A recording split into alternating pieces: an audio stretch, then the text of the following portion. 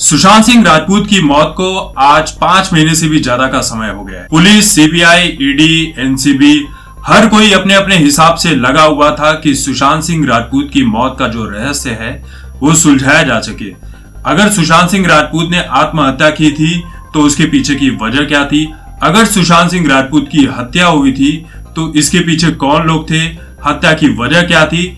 इन सभी बातों की जानकारी जुटानी थी। लेकिन ये सभी जो लोग लगे हुए थे सुशांत सिंह राजपूत की हत्या या आत्महत्या का रहस्य सुलझाने में, ये सब के सब अब तक फिलहाल फेल होते नजर आ रहे हैं। और कहीं न कहीं ये हमारे न्याय व्यवस्था की बहुत बड़ी हार है कि इतने महीनों के बाद भी एक भी सुराग सुशांत सिंह राजपूत के केस में मिल ही नहीं सका। 14 अगस्त को एडवोकेट सुधीर कुमार ओझा ने नेपोटिज्म को लेकर बॉलीवुड की 8 हस्तियों के खिलाफ एक केस दायर किया था, जिसमें एकता कपूर, संजय लीला भंसाली, सलमान खान, भूषण कुमार, यशराज फिल्म्स, दिनेश विजान, साजिद नडियादवाला, ये सभी लोग शामिल थे। तो इन सभी लोगों को कोर्ट में मौजूद रहने का समय दिया गया था कि इस तारीख को कोर्ट में मौजूद रहना है। लेकिन पिछली तारीख को ये सभी के सभी कोर्ट में मौजूद नहीं रहे और इनके तरफ से कोई वकील भी वहां पर मौजूद नहीं था। देखिए, इन सभी के ऊपर जो एडवोकेट सुधीर कुमार ओझा हैं, उन्होंने ये आरोप लगाया था कि नेपोटिज्म के तहत इन सभी ने मिलकर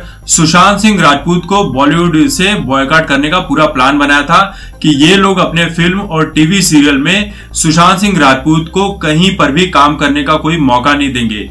ये जो सारी बातें थी ये केआरके ने अपने ट्वीट्स में भी कही थी और इसके पीछे की असली वजह क्या थी वो अब तक पता नहीं चल सकी है। दरअसल इन लोगों के ऊपर ये आरोप है कि ये लोग सुशांत को बॉलीवुड से बॉयकॉट तो कर देना चाहते थे। ये चाहते थे कि सुशांत सिंह राजपूत जहां से आए थे टीवी इंडस्ट्री से, वहीं पर जाकर दोबारा काम करे या फिर वेब सीरीज में काम करे। लेकिन ये जो भी बड़े नाम अभी मैंने थोड़ी देर पहले गिनाए, इनके प्लेटफॉर्म पर सुशांत सिंह राजपूत को काम करने का कोई मौका नहीं मिलेगा। और इसी को लेकर एडवोकेट सुधीर कुमार ओझा ने जो नेपोटिज्म को लेकर केस दायर किया था उसकी सुनवाई होनी थी। तो पिछले तारीख को ये सब अवेलेबल नहीं रहे, लेकिन आज एक सुनवाई हुई जहां पर संजय लीला भंसाली, एकता कपूर, भूषण कुमार और साजिद नडियादवाला की तरफ से उनके वकील वहां पर मौजूद रहे। अब कोर्ट ने इन सभी को एक नई तारीख दी है 9 दिसंबर की, जहां पर इन सभी को मौजूद रहना है। तो अगली सुनवाई में नेपोटिज्म को लेकर इन सभी के ऊपर जो भी सुनवाई होगी वहां पर इन सभी को मौजूद रहना है या फिर इनकी तरफ से जो भी वकील मौजूद रहेगा। अगर कोई भी वहां पर मौजूद नहीं रहता है तो अदालत जो भी फैसला सुनाएगी, चाहे वो इनके पक्ष में हो या इनके खिलाफ हो, वो इन्हें मानना ही होगा। लेकिन मुझे ऐसा लगता है कि ये सिर्फ और सिर्फ अदालत का समय व्यर्थ करने जैसा है, क्योंकि नेपोटिज्म के मामले को लेकर इन सभी के ऊपर कोई आरोप दायर होगा, ऐसा सोचना भी बहुत बड़ा गुनाह होगा। ऐसा सोचना बहुत ही ज्यादा गलत है, क्योंकि जिस बॉलीवुड में ड्रग्स को लेकर हर रोज इतने लोग पकड़े जा रहे हैं और शाम होते ही छूटकर वो अपने घर पर चले जाते हैं, चाय नाश्ता करते हैं, अपनी निजी दुनिया में, अपनी फिल्मी दुनिया में वो व्यस्त हैं।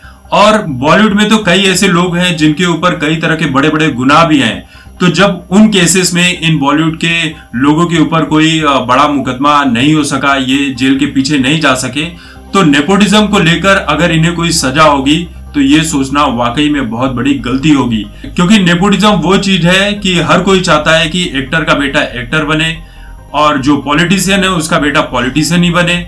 और वैसे भी हमारे देश में पॉलिटिक्स को तो लोगों ने एक अलग ही इंडस्ट्री बना के रखी है, पॉलिटिकल इंडस्ट्री, जहां पर एक बाप बहुत मेहनत करके कई सालों की मेहनत लगाकर अपनी पॉलिटिकल पार्टी को खड़ा करता है, तो वो ये तो नहीं चाहेगा कि वो अपनी पॉलिटिकल पार्टी का जो पावर है वो उठाकर किसी और को दे दे। वो तो सीधी सी बात है कि वो अपने बेटे को ही देगा। और हम सभी ये सब देख ही रहे हैं कि जितनी भी पॉलिटिकल पार्टियां हुई है हमारे देश में, सभी के सभी लोगों ने उसकी जो बागडोर है अपने अपने बेटे या बेटियों के हाथों में सौंप दी है।